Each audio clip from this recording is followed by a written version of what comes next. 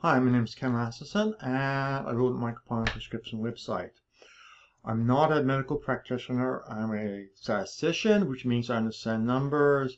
I've been reading medical articles since I was 14, special STEM programs from decades ago. Master's topic dealt with paramedical data too. So I'm familiar with medical literature, can read it, can interpret it, can work with it. I've also worked as a artificial intelligence engineer.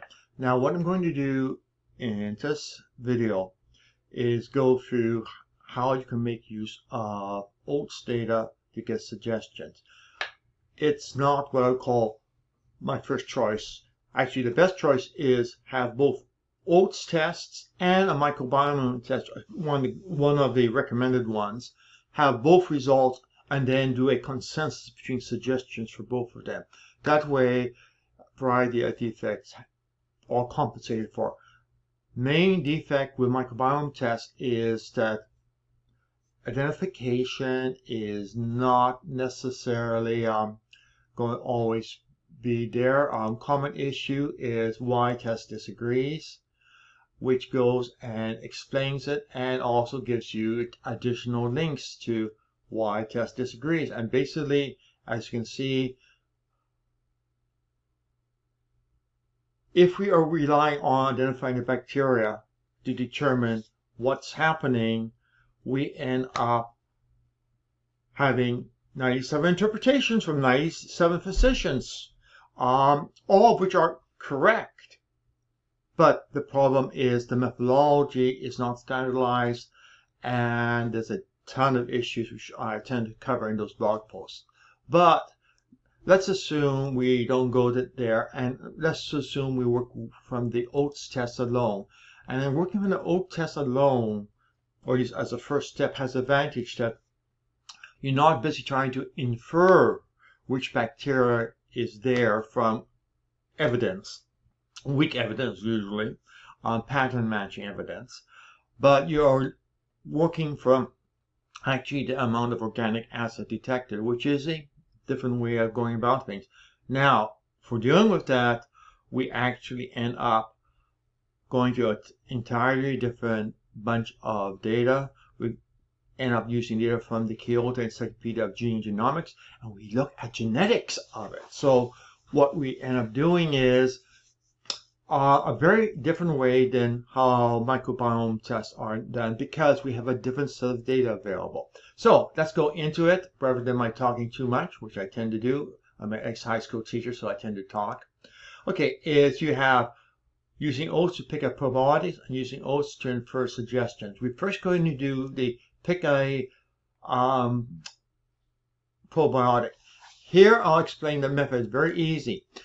We have the genetics of most of the species, or we actually have the strains, but from the strains we can infer what the species is likely like, and thereby we find out what compounds are being produced, and there's over 3,000 compounds, which compounds are being consumed, and thereby if we are trying to raise a particular organic acid or lower organic acid, we can go through the list and say, okay, this one can produce this one consumes it, and we want to have more. Okay, then we want to have more of the producers, and we'll pick the probiotics which has more of the producers. Oh, we want to lower it, then we want the probiotic which tends to consume the same organic acid.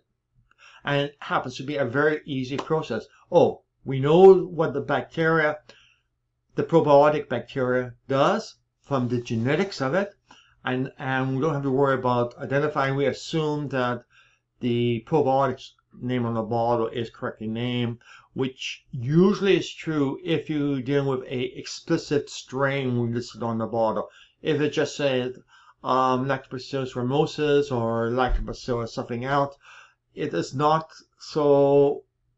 It is less likely that what is in the bottle is what is actually advertised. There was a study done in one of the universities in California that found that something like 70% were mislabeled for the actual content. So if possible, keep to probiotics which are identified by strain. Then there is a great incentive for the manufacturer or supplier to be faithful to the declared strain. If you're doing just generic, chances are they're importing it from China in bulk, and they may or may not be much incentive to do testing for which species or strains are actually in it. They just will take the shipper's word. Oh, this is Lactobacillus acidophilus. Okay. And a story. No extra testing, especially not on every lot, and lots will vary.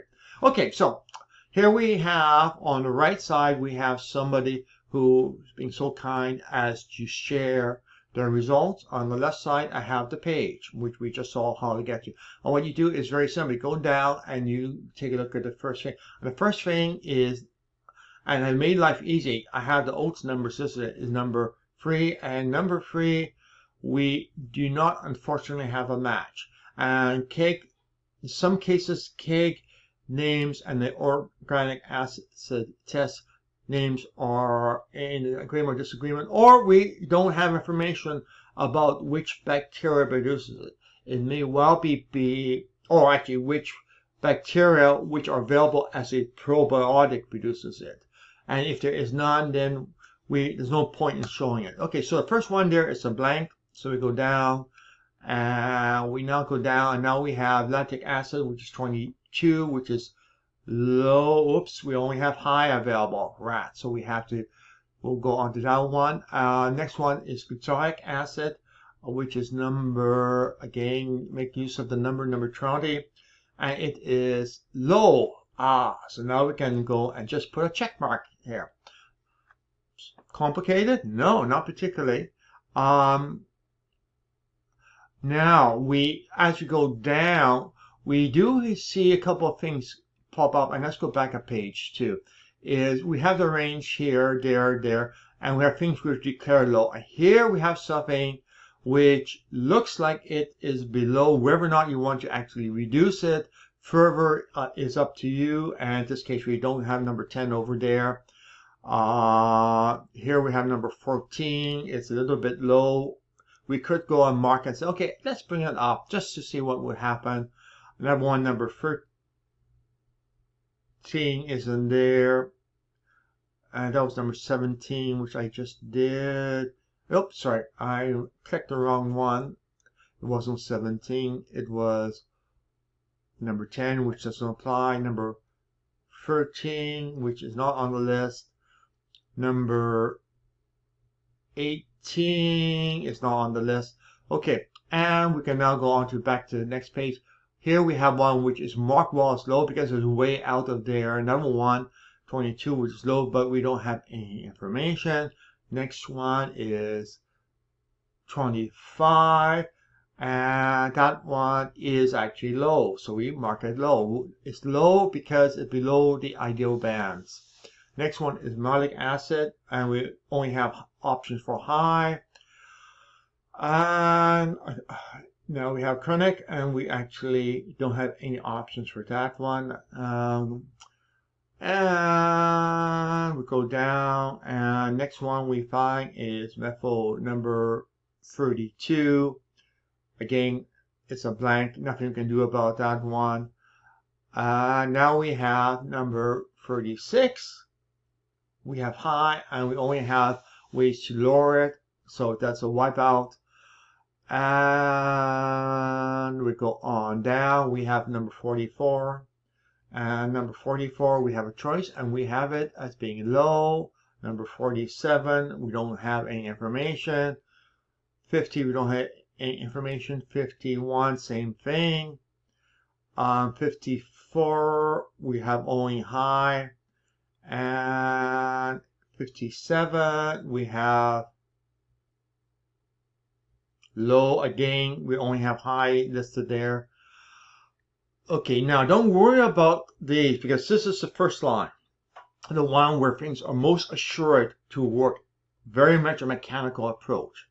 So we happen to have it. Now we go down to 61, we have a high, nothing there. 63, we have Eureka, and then we don't have nothing until we have 70. 70 we have low, so that's good.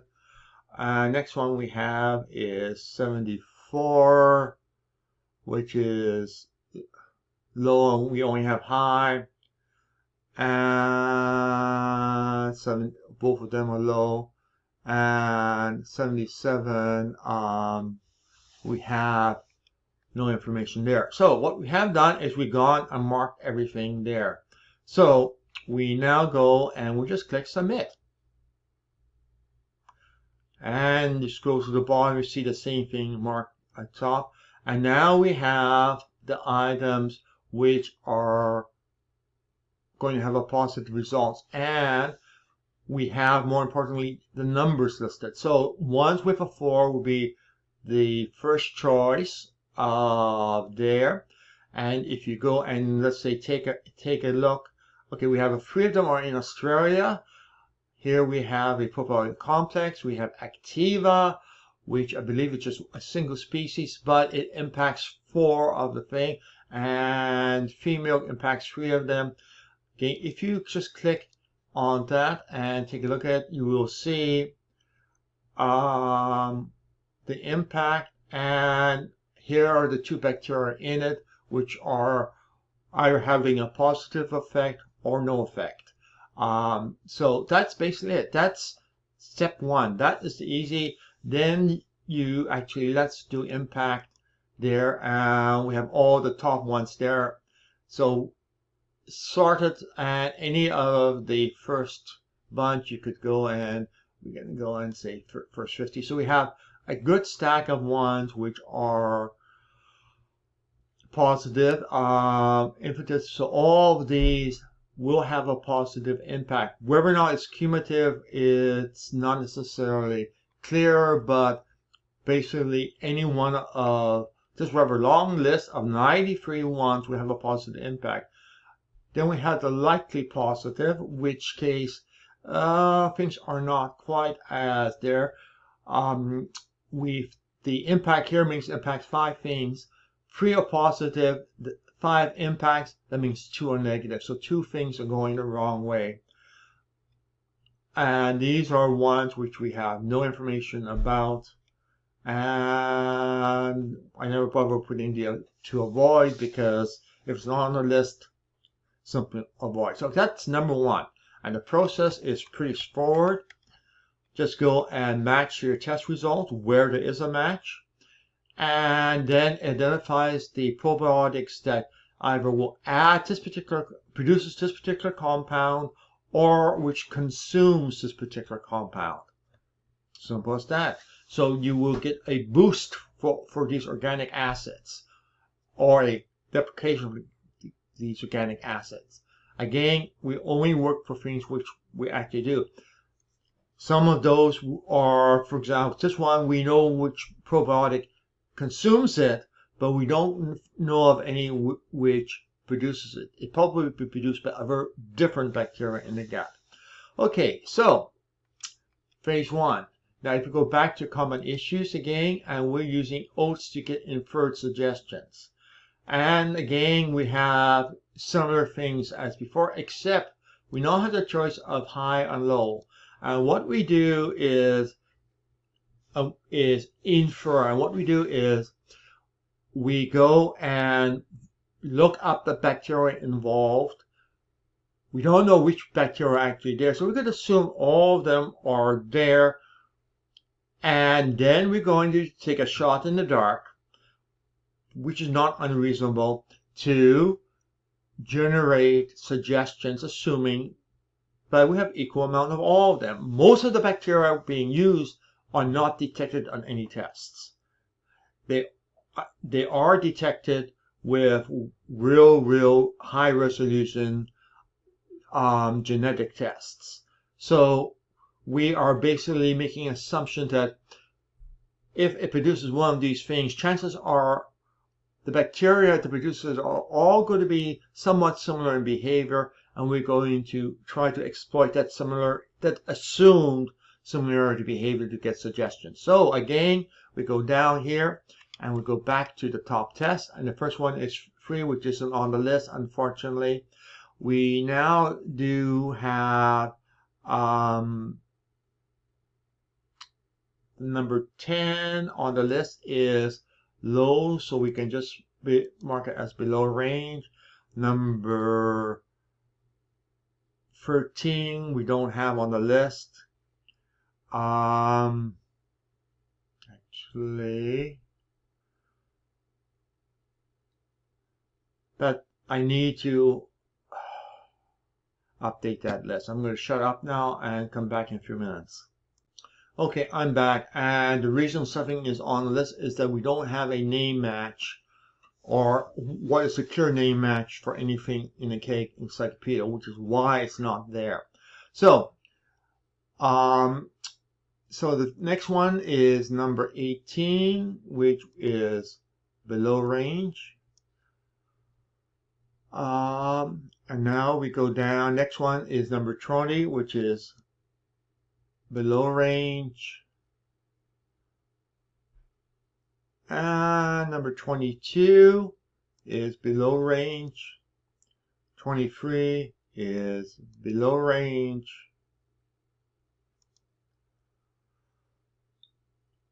Number 25 is below range. Just person, almost everything is below range. Mastic is 26, and that is below range. 28 is there, it's below range. Citric is normal range. Next one is 32, which is on the list. And we have 36, which is high, above range. 37 below, we don't have it. And we go down and we have number 44, which is below range. And 47 is below range. And what do we have? We have, next one is 54, which is below range.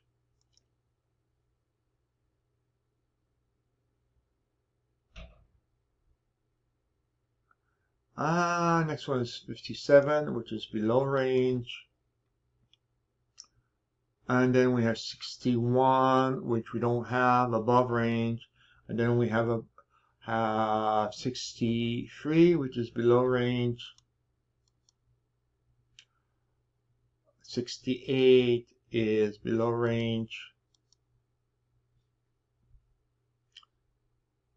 70 is below range. 71 is below range. 74 is the next one we have data on, that's fine. And 75 is below range. And last one, there's no reading. Okay, so this one is again far more experimental. What we are doing is from using cake data, we identify all the bacteria which produces or consumes these chemicals, and we assume equal distribution, and we have embedded in that the assumption that the bacteria that produces particular organic acid will probably have similarities in what modifies them, and hence we are trying for that. So it's a shot in the dark, but somewhat targeted as in how we're doing it. Once we've done that, we just go and click the suggestions, and it will spin for a while. I've got lots of calculations to do, and it will now ask you to download it. So we're going to go and download it, and then we're going to double click this to open it, and we now see the suggestions. The suggestions comes back as a PDF file. It spells out exactly what we are trying to do. We have the one high, a bunch of lows, chemical formula. If you click that, and I'll do that in a few moments, you go over and can see on the Kyoto site what it is. Now it comes back with a list of things to consider adding there, and things to avoid taking here, and then it gives the literature for further suggestions. And basically that is it. It gives suggestions for the best that we can do, given that you may want to go and do a search on PubMed to see if some of these substances will actually help. For example, the cinnamon increase, what was the first low item we have? We can go back up here. Let's try fumate. Okay, I'll just go to click here and open it in a new tab.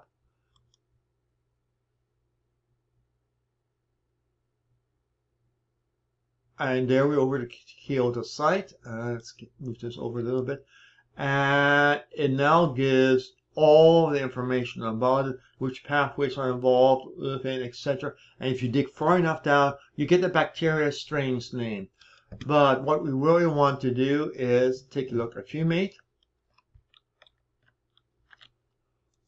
Go over to PubMed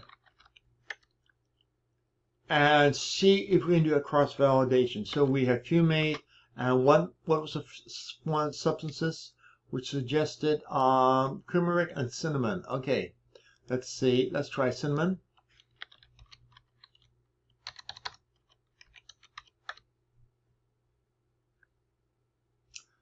Okay, and where is cinnamon on that list?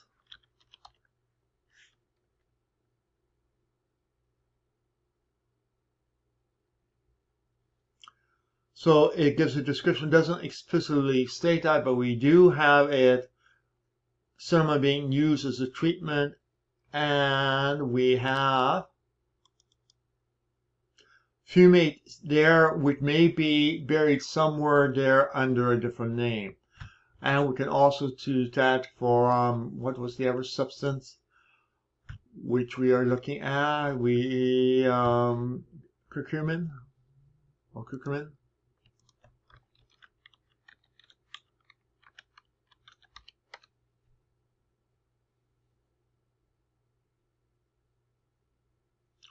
And what we have here is we have fumate, which given as a chemical, and curcumin, both helping. In other words, both have the same effect, which would imply that curcumin may endure, and then we have a variety of other things there. Generally, you won't find a absolutely clean, spotless article showing the comparisons between things, which is why I ended up having to go the roundabout way using keg data and making inferences. Generally, so far I found that the inferences made are reasonably good. Probably actually better than walking into a naturopath and now how do I reduce this particular chemical? Because in general they will have little information and they'll probably say, oh, I know what, and give some standard stock general health suggestion in the belief that, because after all, you're coming to them for their expertise and they have to give you something, even if they know, they will try to tell you something which is a generic health matter and have a happy customers. Okay, so here we have the list of what we are. We have the suggestions of what you should be taking. Tyrene oregano. This one is interesting because it's really, really heavily towards a whole specific stack of spices. And then we have things to avoid, including a bunch of probiotics and prebiotics. And of course, England and Jerusalem artichokes both are similar. No wine, resistant starch. So you also see there's a pattern there. That's basically it. That's the long and the short of the how you interpret organic art oat test. I will be writing a little bit of a longer blog post on it. Straightforward. One will give you the list there. The other one will actually go and give you a PDF with the top items, keyword, the top items on the list suggested. And part of that is I'm doing shooting into the dark with a shotgun, and I prefer to keep it reasonably on target because of uncertainty. And what we have there is one which have a, in my opinion, probably a very high degree of confidence in being effective. Okay, that's it.